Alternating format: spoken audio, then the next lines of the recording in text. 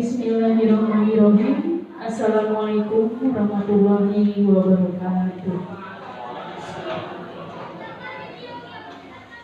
Selamat pagi dan salam sejahtera. Yang terhormat Bapak Kepala Sekolah SDN Kangraksan, Bapak Anindito SPD.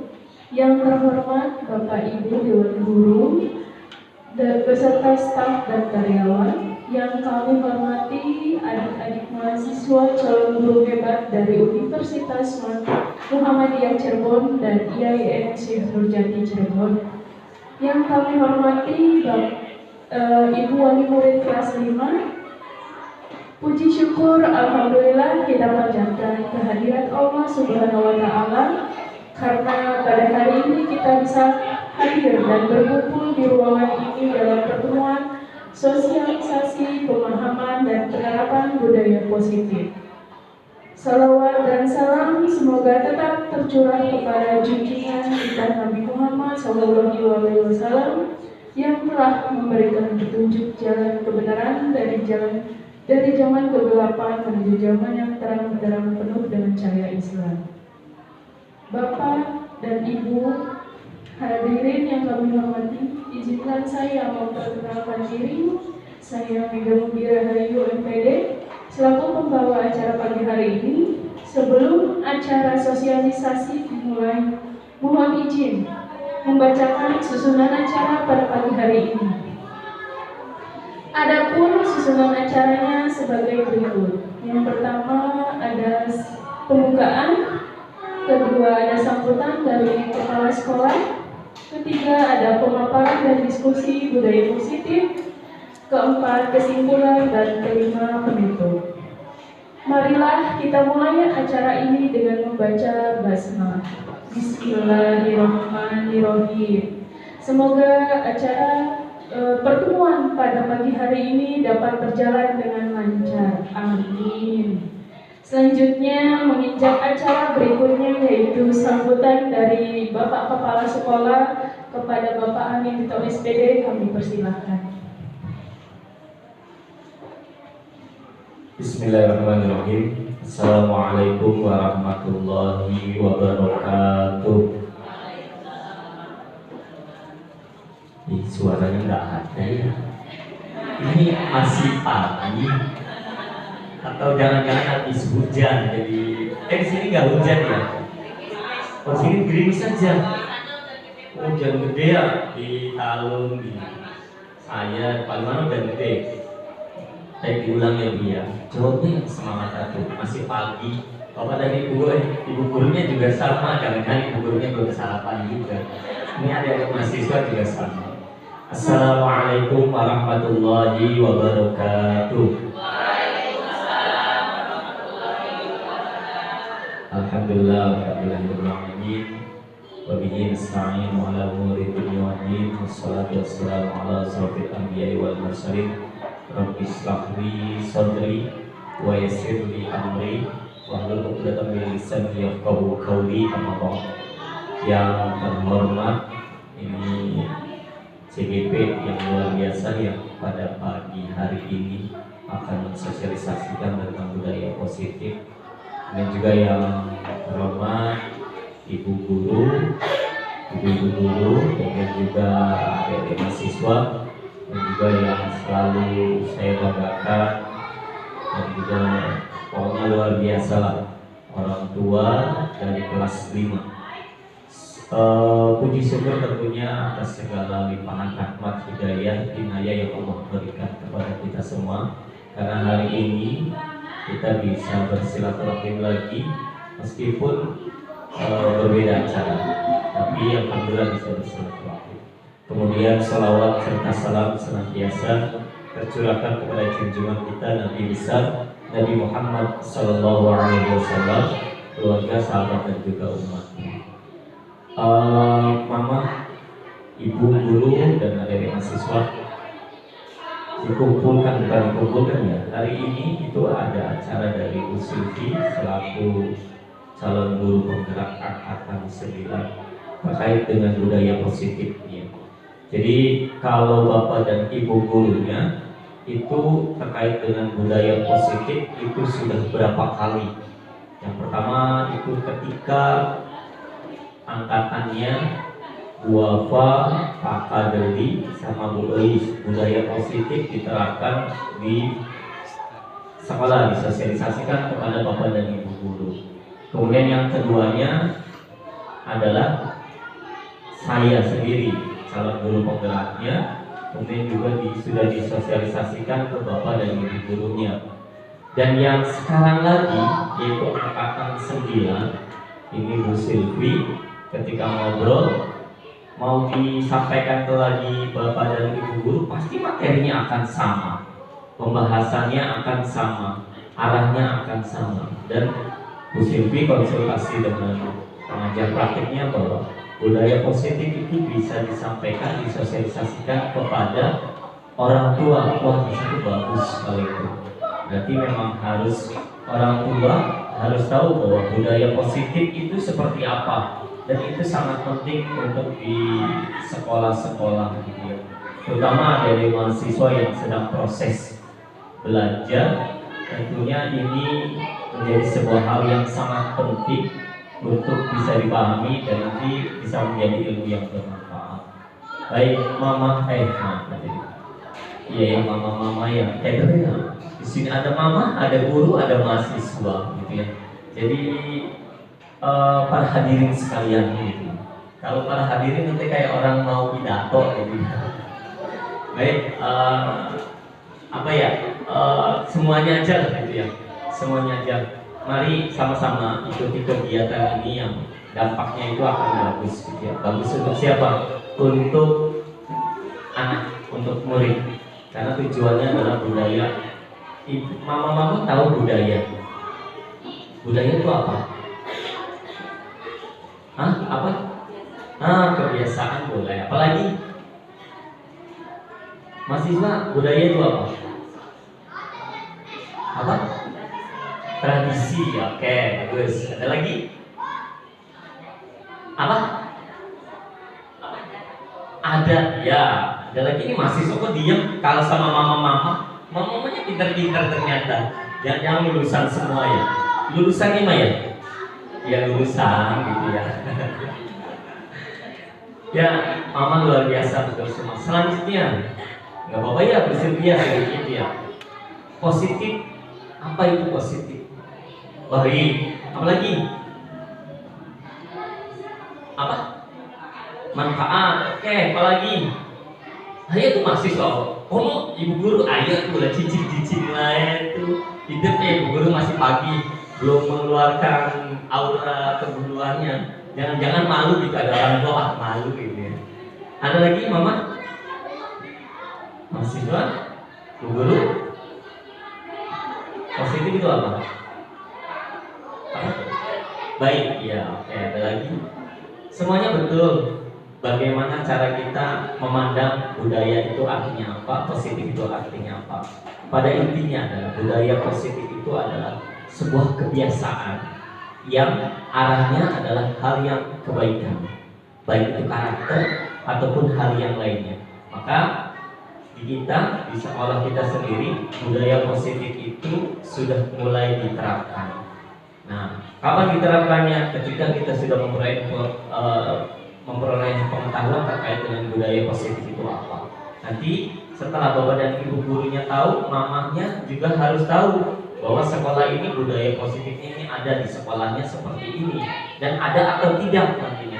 Ketika ada, berarti memang sudah diterapkan. Tetapi ketika belum ada, maka mama semuanya boleh menyampaikan aspirasinya terkait dengan budaya positifnya. Gitu ya.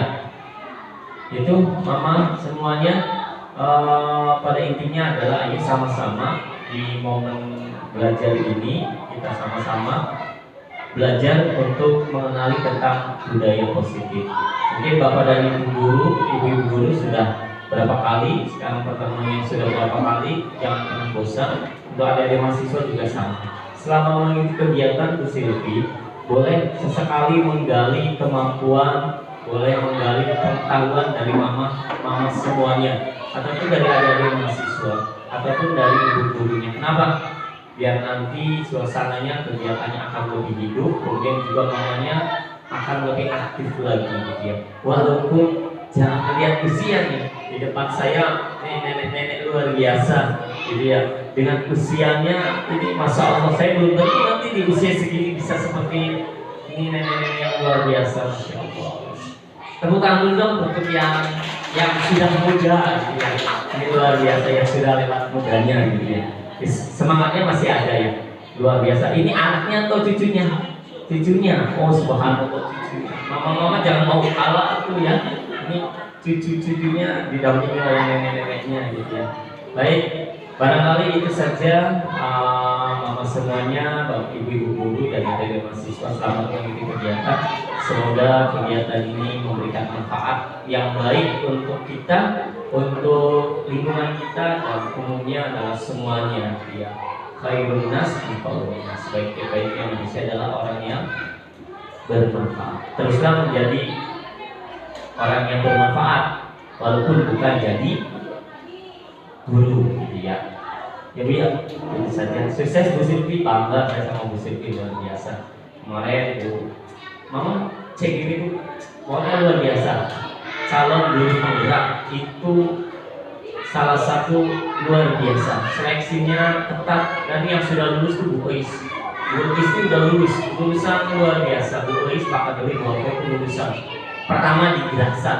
Kemudian nanti saya juga sama ikut-ikutan kepala sekolah juga ikut-ikutan Bu Ois dan teman-temannya.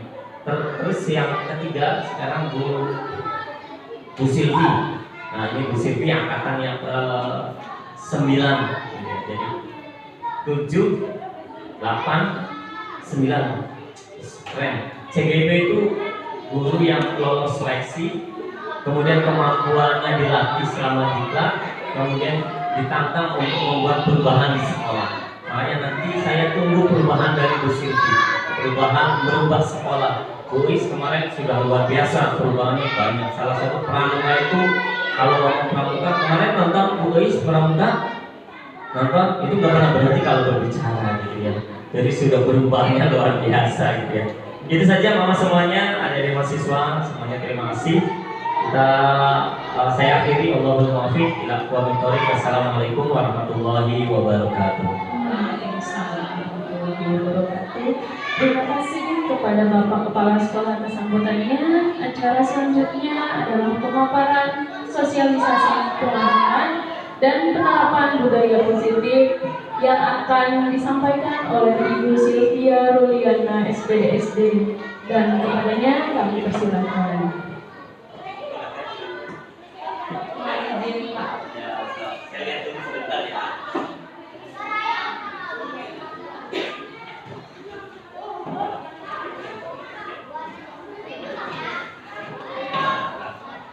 Bismillahirrahmanirrahim. Assalamualaikum warahmatullahi wabarakatuh. Yang saya hormati Bapak Kepala SD Negeri Kangraksan, yang saya hormati Bapak dan Ibu Guru SD Negeri Kangraksan, adik-adik mahasiswa, calon guru-guru hebat dari Universitas Muhammadiyah Cirebon dan IAIN Islam Jati, dan yang saya hormati dan saya banggakan mama-mama hebat kelas 5A yang sudah menyempatkan untuk hadir pada hari ini. Puji dan syukur kehadirat Allah Subhanahu wa taala, semoga tetap tercurah limpahkan rahmatnya kepada kita semua sehingga pada hari ini kita dapat berkumpul untuk berdiskusi bersama, berbagi pengalaman bersama dalam keadaan sehat walafiat sampai saya amin ya rabbal alamin.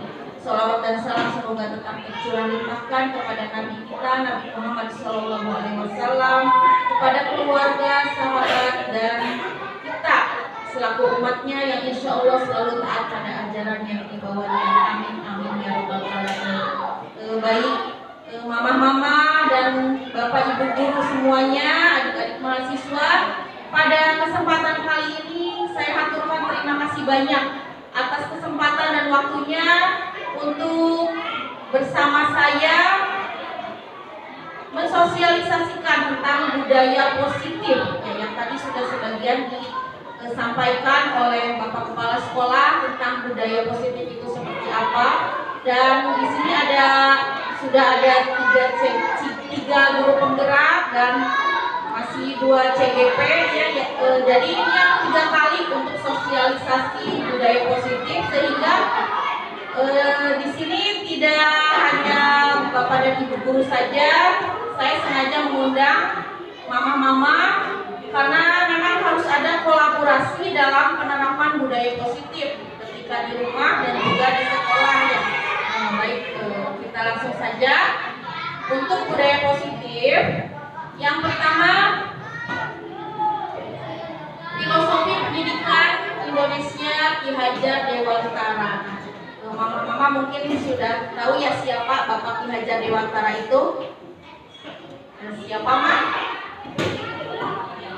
Iya, Bapak Pendidikan Nasional ya. Bapak Ki Hajar Dewantara menyampaikan asas pendidikan. Nah, di sini pendidikan dan pengajaran itu merupakan usaha persiapan dan persediaan untuk segala kepentingan hidup manusia, baik dalam hidup bermasyarakat maupun hidup berbudaya dalam arti yang seluas-luasnya.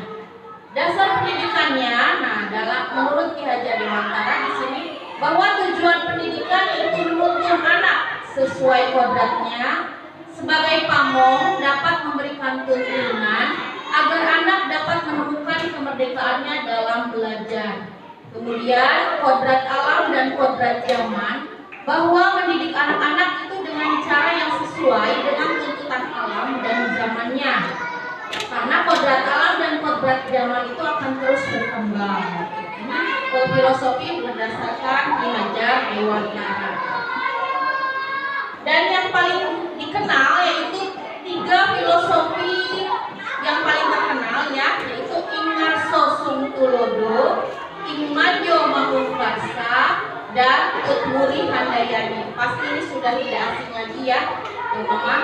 Kemudian, ini artinya Ingarso Sungtulodo itu artinya menjadi seorang pemimpin itu harus mampu memberikan suri tauladan.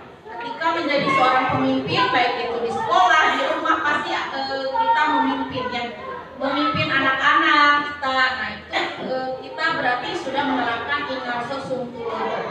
Kemudian Ingmadjo Mahungkarso, seseorang di tengah kesibukannya harus juga mampu membangkitkan atau menggugah semangatnya.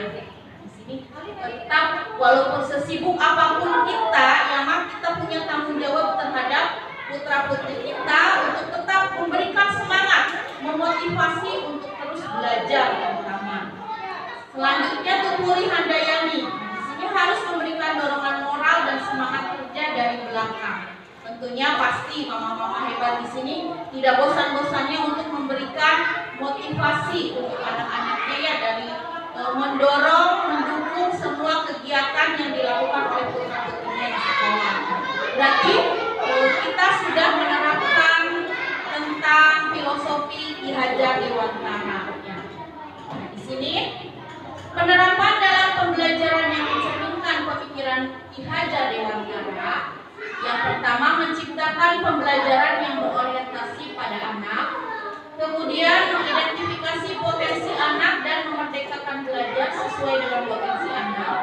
Menciptakan pembelajaran yang melibatkan aspek pengetahuan, sikap, dan keterampilan hingga dapat mengarahkan budi pekerti anak sesuai nilai-nilai kemanusiaan. Kemudian filosofis Ki Hajar Dewantara menunjukkan makna pendidikan yang sesungguhnya, bahwa pendidikan itu berpusat pada murid yang sesuai dengan karakter bangsa Indonesia. Profil pelajar Pancasila merupakan pedoman untuk membangun karakter bangsa Indonesia. Jadi tujuan pendidikan nasional kita itu adalah sebetulnya mewujudkan tujuan pendidikan nasional yang berkaitan dengan karakter pada peserta didik, pada anak-anak ya Mama. Jadi profil pelajar Pancasila, mungkin pernah mendengar ada berapa profil pelajar Pancasila Pak? Adik-adik mahasiswa sudah pernah mendengar profil pelajar Pancasila? Sudah? Ada berapa? Ada lagunya ya Bapak dan Ibu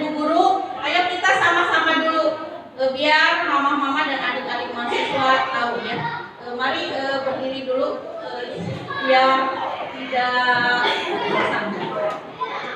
Ada lagunya untuk profil pelajar Pancasila yang ternyata merupakan tujuan pendidikan nasional. Yang pertama itu beriman dan bertakwa kepada Tuhan Yang Maha Esa dan berakhlak mulia. Kemudian berkebinekaan global, bergotong royong, mandiri, kreatif, dan bernalar kritis ya. Ada gerakan dan lagunya ya. Mari Bapak dan Ibu, mama-mama semuanya, kita lihat dulu. Pelajar Pancasila beriman dan bertakwa pada Tuhan Yang Esa dan berakhlak mulia, berkebinekaan global, gotong royong, mandiri, kreatif, dan bernalar kritis. Ya, terima kasih. Ya, tepuk tangan buat semuanya. Terima kasih. Saya. Jadi itu pengenalan 6 profil pelajar Pancasila yang tujuannya itu bukan hanya kecerdasan bahwa anak-anak kita itu harus dapat nilai 100, harus juara 1 di kelas, harus ikut lomba-lomba menang terus. Bukan seperti itu, tapi pembentukan karakternya. Apakah putra-putri kita di sekolah ini sudah memiliki karakter profil pelajar Pancasila? Nah, mungkin mama-mama semuanya bisa melihat ya bagaimana perkembangan anak-anak di sekolah-sekolah ketika di rumah. Budaya positif atau ekosistem positif, kita ambil contoh perbandingan dengan hidup tumbuh-tumbuhan seorang petani. Dalam hakikatnya sama kewajibannya dengan seorang pendidik yang menanam padi. Misalnya, hanya dapat menuntun tumbuhnya padi. Ia dapat memperbaiki kondisi tanah, memelihara tanaman padi, memberi pupuk dan air, membasmi ulat-ulat atau jamur-jamur yang mengganggu hidup tanaman padi dan lain sebagainya. Nah, ini budaya positif atau ekosistem positif menurut Ki Hajar Dewantara. Jadi yang perlu mama-mama ketahui bahwa bapak dan ibu guru di sekolah itu tidak hanya mendidik, mengajar sesuai dengan keinginannya, sesuai dengan keinginan gurunya, harus begini, anak itu disamaratakan. Nah, ternyata tidak ya, bahwa tugas bapak dan ibu guru di sekolah itu menuntun, mengembangkan apa yang sudah ada dalam diri anak-anak, yang sudah ada dalam diri putra dan putri, mama-mama semuanya. Karena itu yang terpendam di dalam anak itu lebih kuat daripada yang terlihat di luar. Mungkin ada yang tersembunyi tapi anak itu tidak bisa menyalurkannya, tidak bisa berekspresi, belum berani. Nah, kita sebagai guru itu mengarahkan, menuntun, karena sudah ada kodrat alamnya. Kodrat alamnya ya, ada potensi yang ada dalam dirinya itu yang kuat, yang memang tugas guru dan tugas orang tua di rumah untuk sama-sama membantu, membimbing gitu ya, mengarahkan supaya potensi dalam diri anak-anak itu berkembang dengan baik sesuai dengan kodrat alam dan kodrat zaman. Kalau kodrat zaman tentunya mengikuti perkembangan zaman ya, yang seperti sudah kita ketahui bahwa kurikulum itu berubah-ubah. Itu juga kita sudah mengikuti perubahan zaman tanpa mengabaikan gitu, tanpa mengabaikan apa yang sudah dimiliki oleh anak-anak kita. Nah, itu ya. Selanjutnya di sini yang akan dibahas perubahan paradigma, stimulus respon lawan dan teori kontrol, kemudian arti disiplin, 3 motivasi perilaku manusia, keyakinan kelas, hukuman dan penghargaan, kebutuhan dasar manusia, posisi kontrol dan segitiga restitusi. Nah, ini akan dipaparkan satu persatu. Lanjut. Ketika kita anggapan bahwa guru itu mengontrol murid, kemudian bahwa ilusi bahwa kritik dan membuat orang merasa bersalah dapat menguatkan karakter. Ilusi ilusi bahwa semua penguatan positif itu efektif dan bermanfaat. Ilusi bahwa orang dewasa memiliki hak untuk memaksa. Nah, di sini perubahan paradigma teori kontrol yang disebut ilusi kontrol. Ternyata ini itu tidak selamanya benar ya. Bahwa di sini perubahan paradigma stimulus respon teori kontrol. Coba saya minta mama-mama ke ibu-ibu guru mengepal tangannya adik-adik mahasiswa ya. Kemudian mama yang sebelahnya berusaha membuka kepalan tangan mama yang satu. Ibu gurunya juga adik-adik mahasiswa coba buka dengan kemampuan masing-masing. Yang satu mengepal, yang satu berusaha untuk membuka. Coba bisa tidak? Silakan dipraktekkan. Semampu apa ketika kita membuka tangan teman kita, mama-mama, ya. Adik-adik mahasiswa coba berusaha dibuka. Ada yang bisa terbuka, Ma? Tidak ada. Ada yang bisa terbuka, Ma? Ya. Nah, disinilah letak posisi kontrol. Jadi sebetulnya siapa yang mengontrol kekuatan dalam diri? Yang bisa mengontrol itu siapa? Coba, siap diri sendiri. Alasannya apa? Coba adik-adik mahasiswa.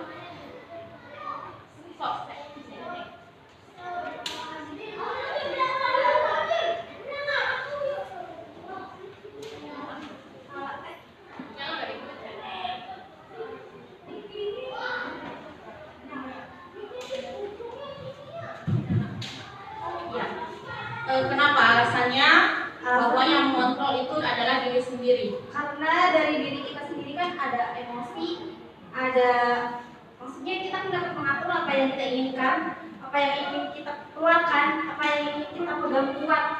Misalnya dari respon ini, kita bisa merubah anak-anak kita misalnya ya dari pergaulan bebas di luar. Jadi kita tuh bisa, bagaimana kita bisa mengunci anak kita biar anak kita tuh nggak bisa ya tidak mengikuti zaman yang di luar kayak pergaulan itu yang kenakalan gitu. Nah jadi tuh kita sebagai orang tua sama diri sendiri itu kan harus bisa berpegang teguh. Alasannya yaitu karena kita punya pikiran positif, punya kendali untuk diri kita sendiri. Ya, terima kasih. Tepuk tangan untuk adik-adik mahasiswa kita. Ya, dari mama sekarang. Coba, kenapa bahwa yang mengontrol adalah diri kita sendiri? Mama, mungkin Mama Hafizah bisa menyampaikan. Kalau menurut saya, karena kita tuh punya prinsip yang tidak bisa dipengaruhi oleh orang lain. Jadi ibaratnya kalau setiap orang kan punya prinsip sendiri-sendiri. Jadi ya kontrol pada diri sendiri itu lebih ini daripada dipengaruhi sama orang lain. Lebih kuat. Terima kasih Mama. Mau ditambahkan nggak Mama Fauzan? Kalau menurut saya, kalau kita bisa mengontrol, kita punya akal dan punya hati serta pilihan kita. Mungkin itu saja. Ya, luar biasa. Tepuk tangan untuk mama-mama hebat kita. Ya, terima kasih. Ya, betul. Yang mengontrol adalah diri kita sendiri. Nah, ketika kita mencoba mengubah orang agar berpandangan sama dengan kita, tapi kita harus berusaha memahami pandangan orang lain tentang dunia. Kemudian perilaku buruk dilihat sebagai suatu kesalahan. Nah, bahwa semua perilaku itu punya tujuan. Walaupun itu perilaku buruk, mereka melakukan hal itu pasti ada tujuannya. Kemudian orang lain bisa mengontrol kita. Ternyata hanya diri kita yang bisa mengontrol diri kita sendiri. Saya bisa mengontrol orang lain, tapi kita tidak bisa mengontrol. Ternyata saya ini tidak bisa mengontrol sepenuhnya orang lain itu, ya. Kemudian pemaksaan ada pada saat rujukan gagal. Nah, di sini kolaborasi dan konsensus menciptakan pilihan-pilihan baru. Kemudian model berpikir menang kalah. Nah, di sini model berpikir menang-menang. Ya, jadi pokoknya semua itu ada dalam diri kita sendiri kontrolnya. Ya. Disiplin. Yang Mama ketahui, adik-adik mahasiswa, Bapak dan Ibu guru, disiplin itu apa? Sebelum ya, Neng boleh. Disiplin.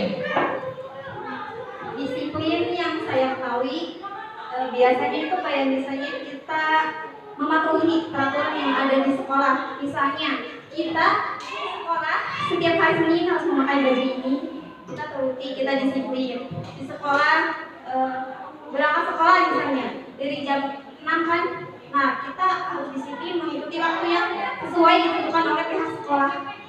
Misalnya seperti itu ya. Sekarang siapa yang mengatur untuk kedisiplinan diri kita? Diri kita sendiri juga. Diri kita sendiri. Ketika kita harus memakai seragam sekolah misalnya ya, atau harus berangkat pukul 7. Nah, biasanya mama-mama itu ke anak-anak seperti apa?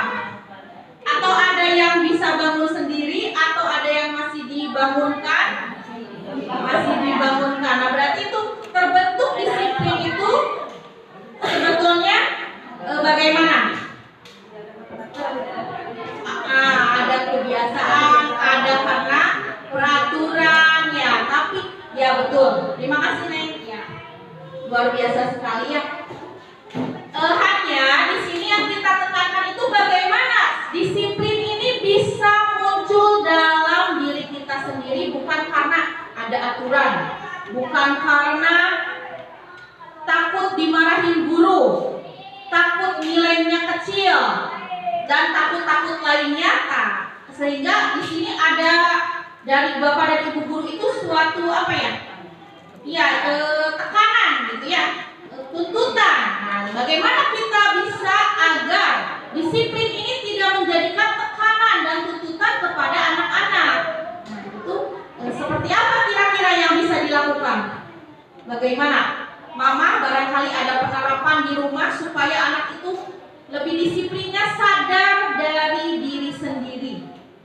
Bagaimana? Apakah pernah diterapkan di rumah barangkali? Dengan cara bagaimana? Bisa berbagi pengalaman? Gimana Mama Fauzan? Mama Dio?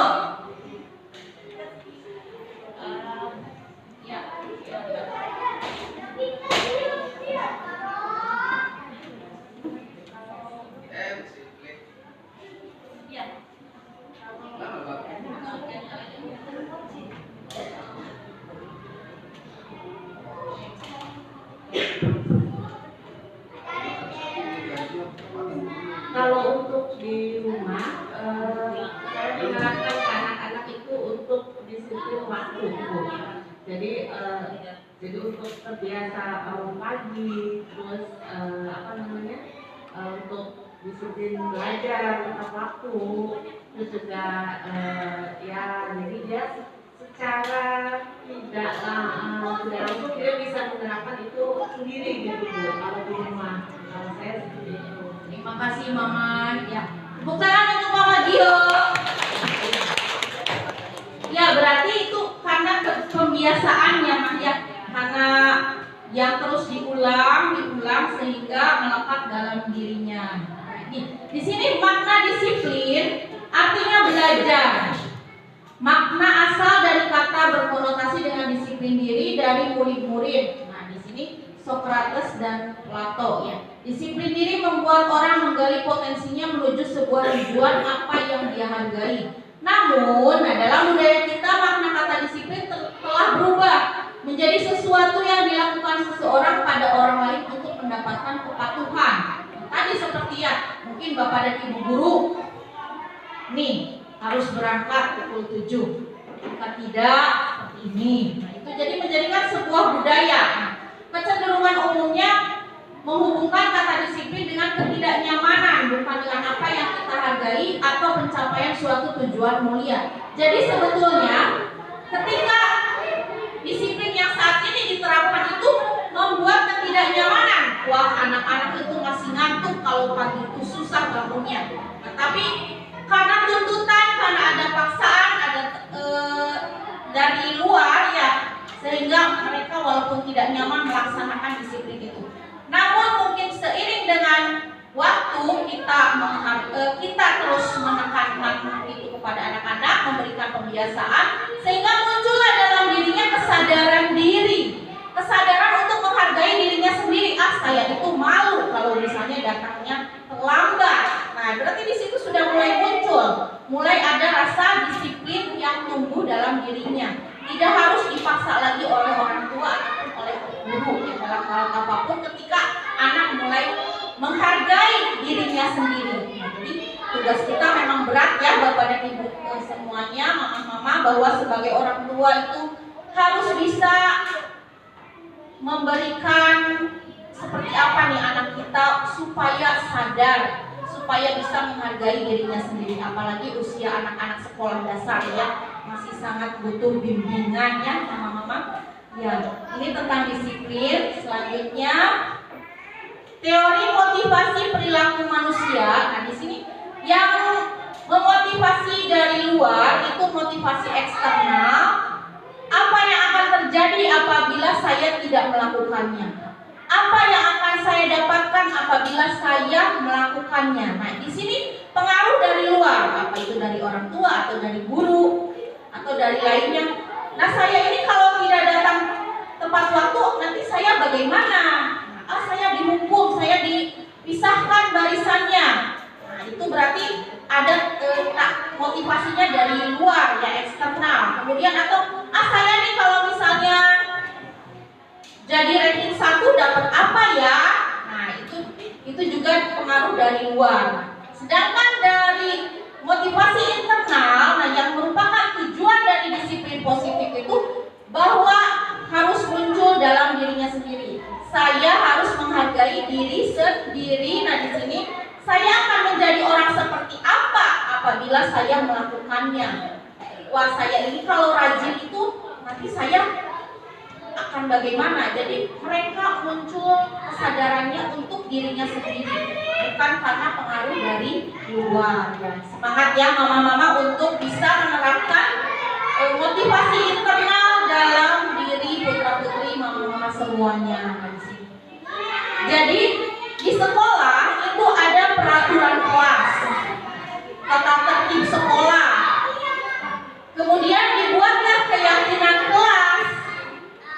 Lalu muncullah dari keyakinan kelas itu lingkungan positif yang berkembang menjadi budaya positif.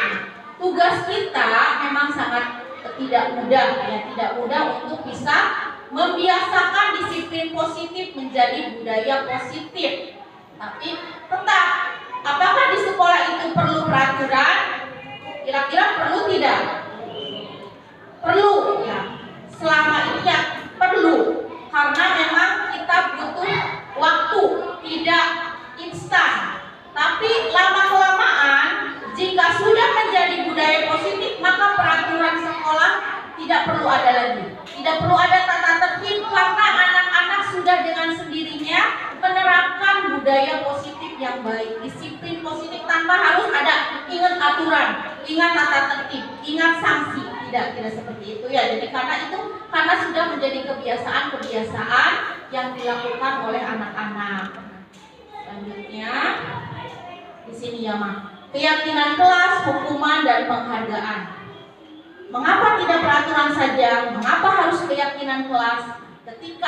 Mengapa kita memiliki peraturan harus menggunakan helm bila mengendarai kendaraan roda 2? Kira-kira mengapa Ma? Untuk keselamatan, ya. Kemudian mengapa kita memiliki peraturan 3M? Menggunakan masker, mencuci tangan, dan menjaga jarak 1,5 meter. Kira-kira apa tujuannya, Ma? Untuk kesehatan, ya. Mengapa kita memiliki peraturan harus datang tepat waktu pada saat mengikuti pelatihan? Kira-kira apa di sini? Apa, Ma? Waktu, kedisiplinan, ya Ma. Nah, jadi bukan karena kita ada tekanan dari luar, karena ada paksaan, tapi kita sadar dengan diri sendiri bahwa saya ini harus sehat, harus selamat.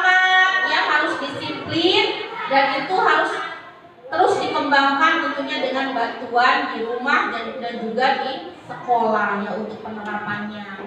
Selanjutnya, nah di sini untuk di sekolah ada kesepakatan kelas. Jadi sekarang bukan lagi peraturan kelas ya Mak namanya, tapi kesepakatan kelas, di mana ini contoh ya.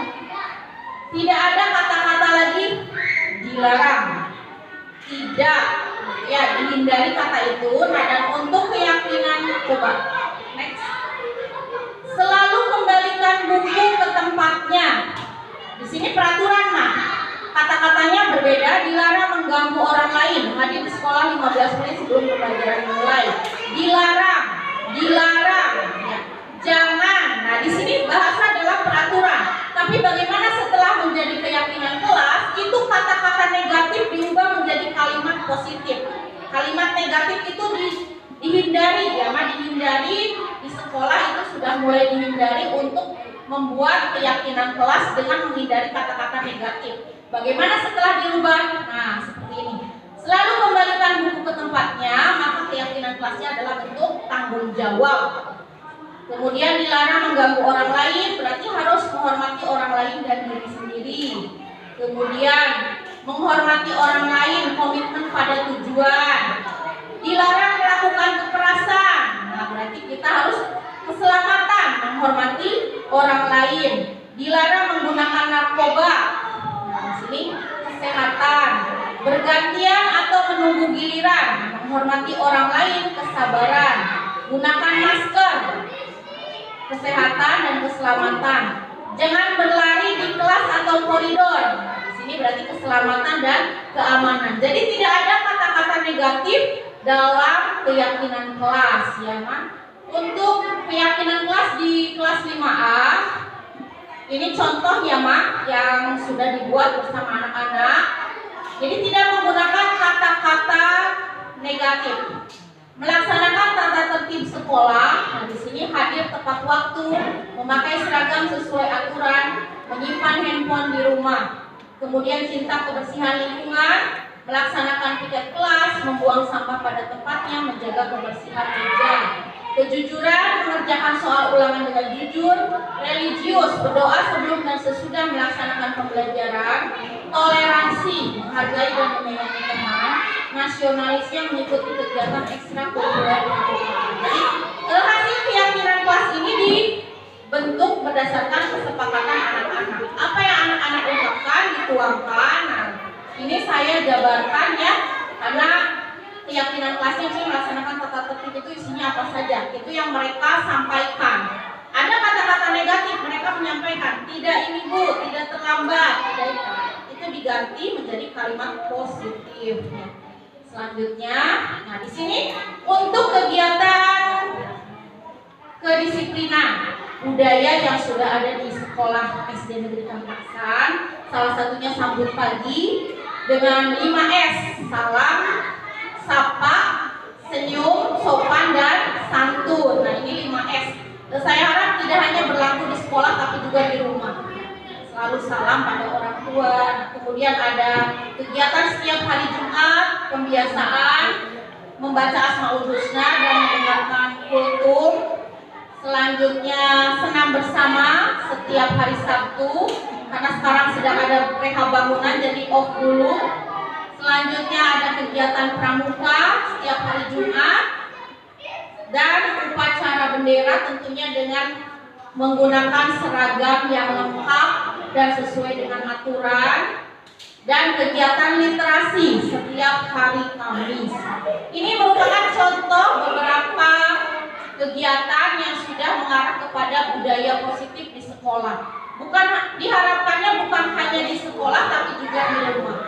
Ada juga kata-kata ajaib Mak, bisa diterapkan nanti dibantu di rumah. 3 kata ajaib, adik mahasiswa tahu tidak? 3 kata ajaib.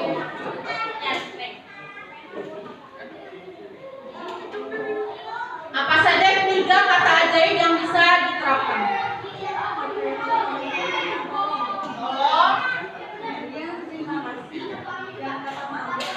Kapan melakukan itu?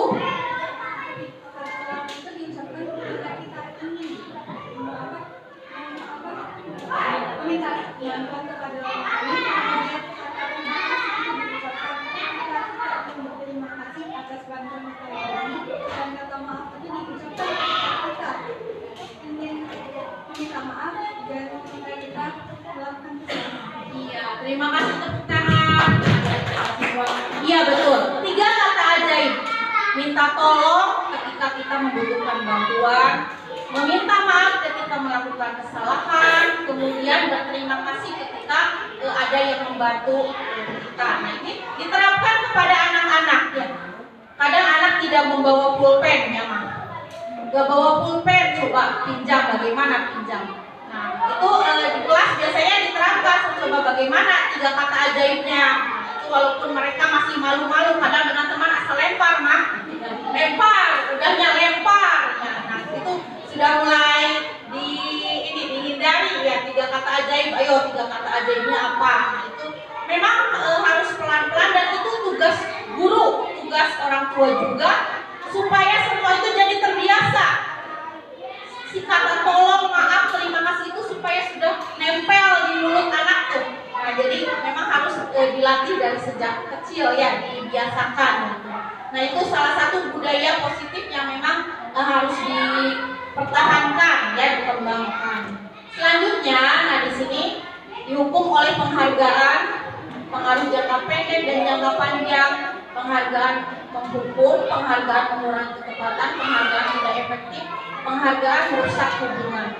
Jika seorang anak melakukan sesuatu karena ingin dipuji, karena ingin diberi hadiah, berarti itu belum melekat disiplin dalam dirinya. Ya, jadi itu untuk sekarang penghargaan di sekolah, baik itu berupa hadiah itu tidak ada ya, tidak ada, karena akan membuat anak merasa, bukan menumbuhkan rasa kesadaran dirinya, tapi nanti akan berakibatnya yang tidak baik untuk dalam dirinya. Selanjutnya, nah di sini ada tindakan guru. Coba ya kita bersama-sama.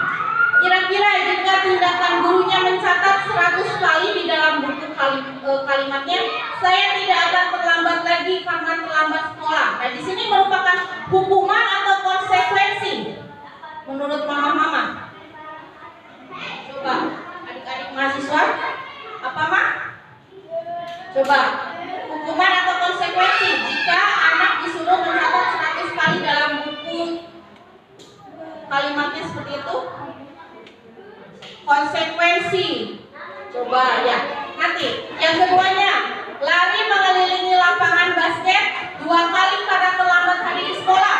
Hukuman atau konsekuensi? Hukuman. Murid diminta untuk push up 15 kali karena tidak menggunakan masker ke sekolah. Hukuman atau konsekuensi? Hukuman. Menggantikan kertas tugas teman yang telah dicoret-coret. Konsekuensi. Memberikan tumpahan air di meja tulis karena tersenggol pada saat belajar. Konsekuensi. Meminta murid tidak mengenakan sepatu seharian di sekolah karena tidak mengenakan sepatu hitam. Hukuman atau konsekuensi? Hukuman. Lari mengelilingi lapangan basket 2 kali karena terlambat 10 menit untuk pelajaran PJOK. Hukuman. Coba kita lihat, cek jawabannya. Nah, ini mana yang tadi sudah benar, mana yang masih kurang tepat. Di sini ada bentuk hukuman dan konsekuensi. Apa perbedaan hukuman dan konsekuensi? Mama tadi bisa menentukan ini adalah hukuman, ini adalah konsekuensi. Itu dari mananya, Mak? Bisa menjelaskan?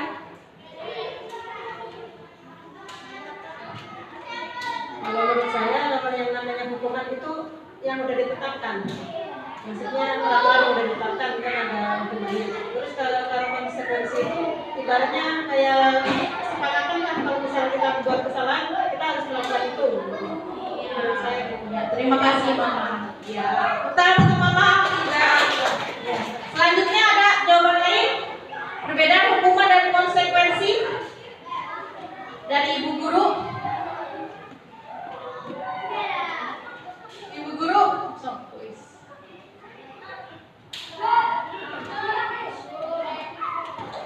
Kalau menurut saya untuk hukuman itu timbal balik yang berasal dari luar ya. Kalau misalkan atau akibat yang berasal dari luar. Kalau misalkan konsekuensi itu dari dalam. Maksudnya tuh Kalau konsekuensi itu lebih kepada akibat dari apa yang kita perbuat. Itu mungkin. Iya, terima kasih Bu Is, tepuk tangan buat Bu Is. Iya, jadi pasti tahu ya untuk perbedaan hukuman dan konsekuensi. Kalau hukuman itu ya terjadinya biasanya spontan, tidak ada kesepakatan terlebih dahulu gitu ya. Spontan, salah ini terlambat lari, terlambat berdiri di lapangan, nah, itu tanpa ada kesepakatan. Beda dengan konsekuensi bahwa itu sebelumnya sudah ada kesepakatan dengan yang lainnya. Misalnya jika terlambat harus apa nih kesepakatannya kalau yang terlambat? Nah, biasanya dengan anak-anak itu kan udah membersihkan toilet. Itu jadi sudah konsekuensinya anak sudah tahu jika dia melakukan kesalahan itu apa. Jadi sebaiknya apa yang dilakukan? Konsekuensi atau hukuman? Konsekuensi ya. Lanjut, belum selesai. Nah, di sini perbedaan hukuman dengan konsekuensi ya. Bisa dibaca.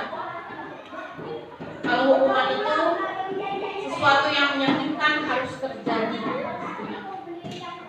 Intinya itu bisa dilihat. Jadi intinya kalau hukuman mah menyakitkan gitu ya, dan anak itu tidak tahu apa yang akan saya alami. Next. 5 posisi kontrol, bukan hanya guru tapi juga orang tua. Nah di sini apa yang sudah saya lakukan terhadap putra putri di rumah? Apakah saya ini sebagai penghukum, sebagai pembuat merasa bersalah, sebagai teman, sebagai pemantau, atau sebagai manajer? Ketika sebagai penghukum, ya tadi seperti tadi, misalnya ada yang terlambat, langsung dihukum. Atau mungkin anaknya melakukan kesalahan di rumah, langsung dihukum, tidak diberi uang jajan seminggu. Nah, itu berarti tipe mama yang menghukum. Ada tidak di sini? Tidak ada ya. Ya, membuat orang merasa bersalah. Nah, bagaimana di sini ada bahasanya? Seharusnya kamu itu ini nggak kasihan sama mama, gitu kan? Nah, itu berarti membuat anak merasa bersalah. Ya. Selanjutnya sebagai teman. Nah, ayo sini sama ya itu ya sebagai teman. Ya. Kemudian sebagai pemantau. Nah, kalau pemantau di sini sudah ada. Misalnya mama sudah membuat aturan di rumah itu seperti ini. Kalau misalnya kalian tidak membantu mama, maka misalnya harus membantu konsekuensinya apa? Ya, jadi nah itu berarti sebagai pemantau. Nah, kalau sebagai manajer, nah di sini kita bertanya kepada anak ketika melakukan kesalahan itu tidak langsung diberi hukuman, tidak langsung disalahkan, tapi kita tanya apa alasannya melakukan itu, kemudian sehingga si anak itu bisa menemukan sendiri solusinya bagaimana untuk menyelesaikannya. Ya, jadi di sini ada untuk yang menghasilkan identitas gagal itu ketika menjadi seorang penghukum dan seorang pembuat orang merasa bersalah.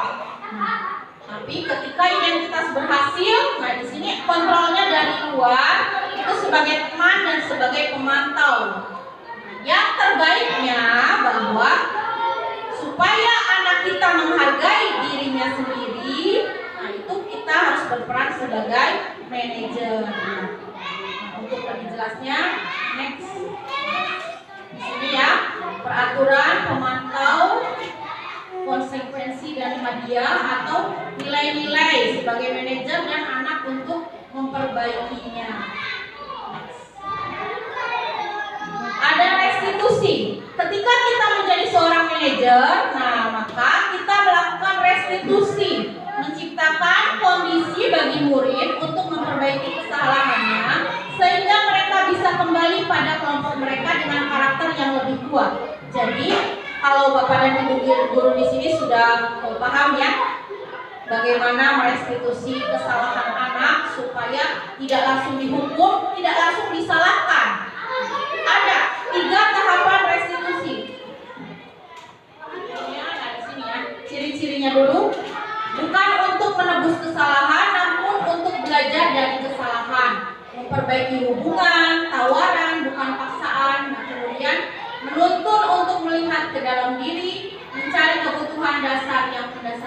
kan? Nah, restitusi diri adalah cara yang paling baik. Restitusi fokus pada karakter bukan tindakan, kemudian fokus pada solusi dan mengembalikan murid yang berbuat salah pada kelompoknya. Nah, lanjut. Di sini ada segitiga restitusi. Yang pertama itu menstabilkan identitas. Nah, ketika putra-putri mama di rumah mungkin melakukan kesalahan, jangan langsung dimarahin, tidak langsung dihukum, tidak langsung disalahkan. Tapi coba ditanya, digali. Setiap orang itu pasti melakukan kesalahan. Kamu bukan satu-satunya yang pernah melakukan ini. Kemudian validasi tindakan yang salah. Kamu tentu punya alasan mengapa melakukan itu. Adakah cara yang lebih efektif untuk mendapatkan apa yang kamu butuhkan? Kemudian yang terakhirnya ini untuk di sekolah ya, tapi di rumah juga bisa diterapkan. Menanyakan keyakinan kelas yang sudah disepakati. Nilai-nilai apa yang telah kita sepakati? Kamu nanti ingin jadi orang yang seperti apa? Jadi mulai sekarang terapkanlah sebagai manajer menggunakan segitiga restitusi. Tidak langsung menyalahkan anak-anak ya, Mak. Selanjutnya di sini ketika menstabilkan identitas, contohnya untuk membuat anak yang merasa gagal karena berbuat salah jadi positif terhadap dirinya. Jadi walaupun dia melakukan kesalahan, tapi kita guru ya dan juga orang tua tidak harus langsung menyalahkan pada anak. Bisa dengan kata-kata seperti ini untuk guru ya, tapi bisa juga untuk mama di rumah. Berbuat salah itu hal yang manusiawi, tidak ada manusia yang sempurna. Bapak dan ibu juga pasti pernah membuat salah. Kita pasti bisa menyelesaikan permasalahan ini. Bapak dan ibu itu tidak tertarik untuk mencari tahu siapa yang benar, siapa yang salah, tapi tertarik untuk lebih menyelesaikan masalah. Kalau kamu menyalahkan dirimu sendiri terus-menerus, apakah kamu bersikap baik pada dirimu sendiri? Nah, di sini proses menstabilkan identitas ketika seorang anak melakukan kesalahan. Selanjutnya, validasi tindakan yang salah membantu siswa mengenali basic need atau kebutuhan yang ingin dipenuhinya ketika melakukan kesalahan itu. Pada dasarnya setiap tindakan manusia memiliki tujuan. Ya. Bisa dengan kata-kata seperti ini. Kamu bisa saja kan melakukan hal yang lebih buruk, tapi kamu tidak melakukannya kan? Kamu pasti punya alasan mengapa melakukannya. Apa yang penting bagi kamu? Kamu boleh tetap berusaha menjaga sikap itu, tapi tambahkan sikap yang lain. Maukah kamu belajar cara lain untuk mendapat yang kamu butuhkan tanpa harus memukul? Apakah kamu bisa melakukan dengan lebih baik besok lagi? Jadi di sini validasi tindakan yang salah kenapa anak melakukan itu. Selanjutnya menanyakan keyakinan. Kalau di sekolah sudah jelas ada keyakinan kelas ya. Barangkali di rumah juga sudah ada diterapkan peraturan-peraturan di rumah. Nah, di sini apa sih yang sudah kita sepakati? Ya, nilai apa? Nah, tadi apa yang kamu rasakan ketika kamu melakukan itu? Nah, kamu ingin menjadi orang yang seperti apa? Kenapa melakukan itu? Nah, itu merupakan bentuk restitusi dari seorang manajer. Kita sebagai orang tua dan juga sebagai guru. Karena kaitan kalau orang tua di rumah, mama-mama semuanya, kalau ketika di sekolah berarti bapak dan ibu guru sebagai orang tua keduanya. Selanjutnya,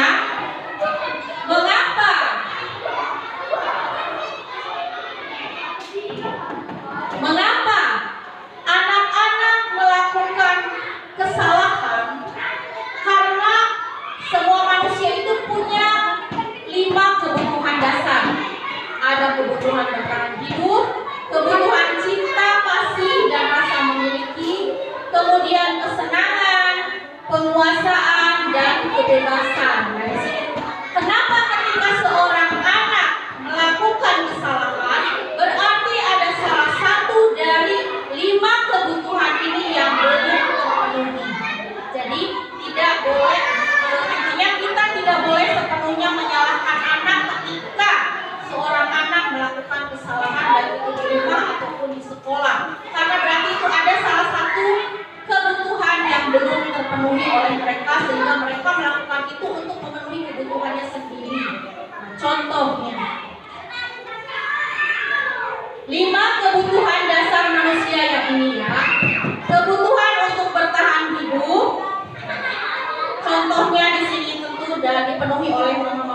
di rumah ya, makanan, pakaian, tempat tinggal, keamanan, dan lain-lain. Kebutuhan kasih sayang, rasa cinta, kasih sayang, penerimaan dan hubungan sosial, kemudian kebutuhan akan kebebasan, kebutuhan kesenangan, kebutuhan penguasaan. Jadi anak ketika melakukan suatu kesalahan itu bukan kita sebagai orang tua dan guru tidak harus menyalahkan mereka, tapi kita gali apa sebetulnya yang mereka butuhkan. Kenapa sih kamu melakukan itu? Kenapa kamu terlambat ke sekolah? Ya, kenapa kamu sering mengganggu temanmu? Karena mungkin saya senang kalau mengganggu temannya.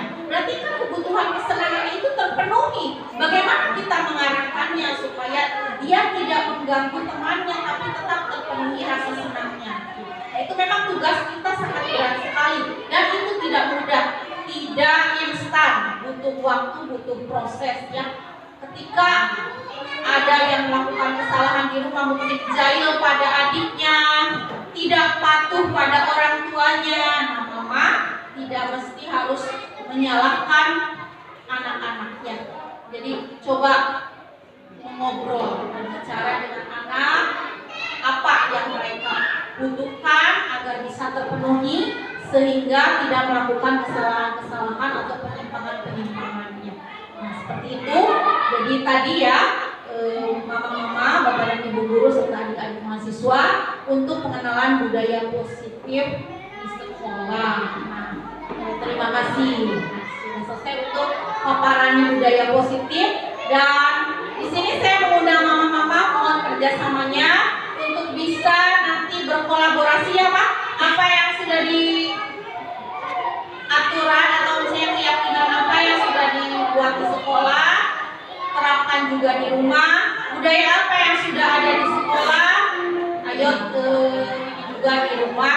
Ya, jadi sama-sama nanti untuk perubahan karakter tadi ya, profil pelajar Pancasila. Karena di sini dituntutnya bukan untuk menjadi anak yang juara satu terus, ya, ranking yang bagus, nilainya 100 semua, bukan seperti itu, tapi penekanan pada karakternya. Apalagi sekarang zamannya sudah zaman modern, globalisasi di mana-mana, pengaruh dari luar lebih kuat dari dalam, lebih kuat daripada dari dalam.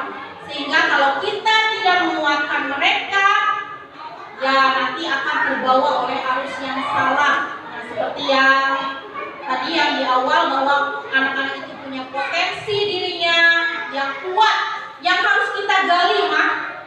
Mungkin yang terlihat ya anak itu pendiam, oh ya anak itu pintar, pendiam, tapi mungkin itu di bawahnya itu yang tersembunyinya jauh lebih besar, mungkin lebih hebat di dalam dirinya. Makanya teruslah, jangan malah mematahkan semangat dalam diri anak yang padahal dia tuh mampu. Ayo kita arahkan.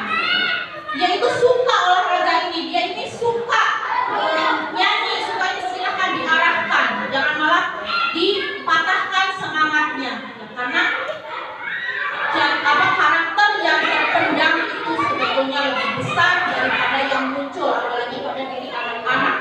Nah, itu jadi tugas kita bersama untuk bisa menjadikan putra-putri kita ini generasi penerus bangsa yang hebat, yang supaya tujuan pendidikan nasional dan pendidikan di Indonesia ini semakin maju ya, teman-teman semuanya, dan adik-adik mahasiswa ini calon-calon guru hebat ya, tidak sekarang masih harus berjuang ya, nanti pasti terjun ke lapangan menghadapi berbagai karakter dari putra dan putri bangsa ya. Nah itu baik, terima kasih Bapak dan Ibu guru, mama-mama hebat, adik-adik mahasiswa yang luar biasa. Barangkali ada yang ingin ditanyakan atau menguatkan? Ya, tidak ada. Ya, kalau tidak ada, kalau saya bilang tepuk pagi, berarti tepuk berapa kali, Pak? 1 ya, tepuk pagi 1, tepuk siang 2, tepuk malam 3 ya, coba. Tepuk pagi, tepuk siang, tepuk malam, tepuk siang 2 kali,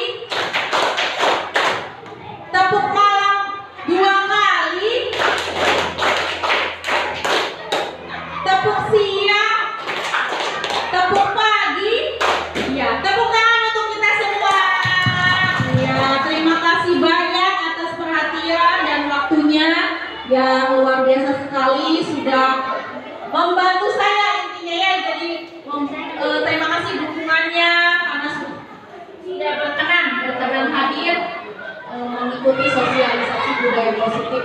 Mari bersama-sama kita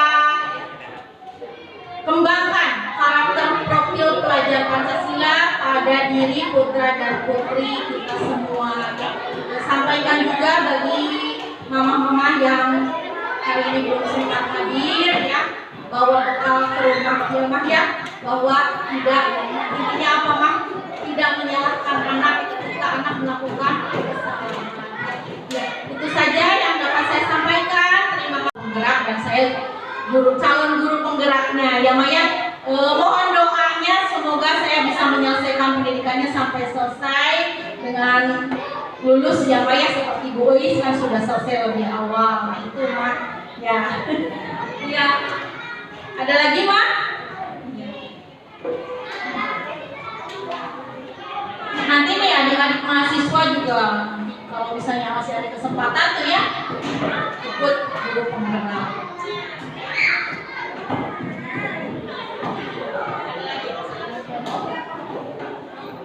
Saya ingin bertanya lagi.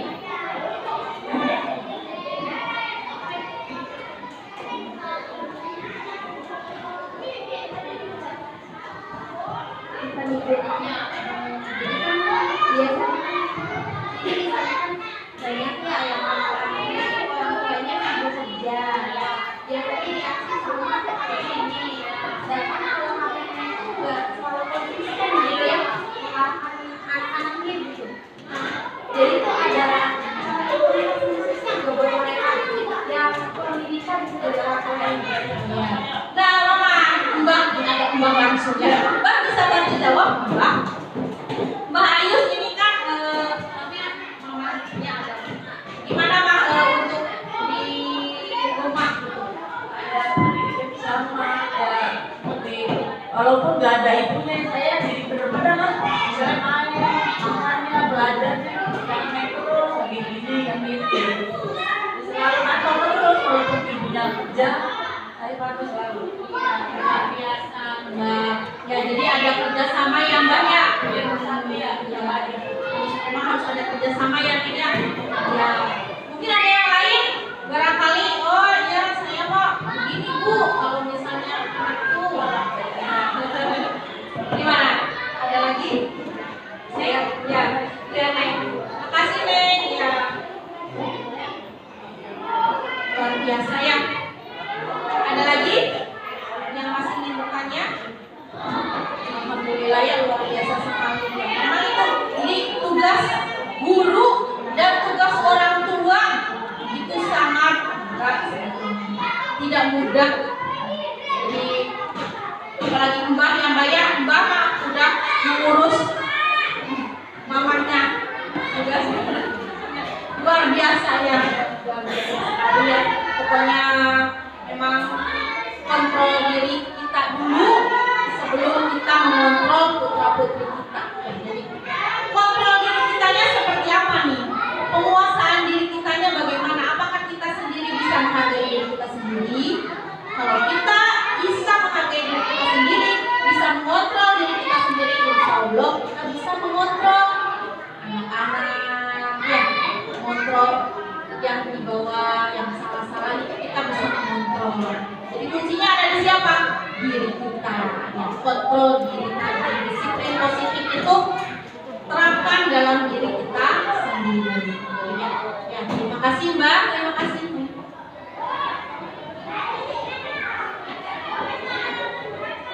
Baik, jadi kesimpulan dari sosialisasi ini adalah pembentukan karakter dari profil pelajar Pancasila. Guru hanya menuntun atau mendorong agar karakter siswa itu dapat keluar ataupun berekspresi.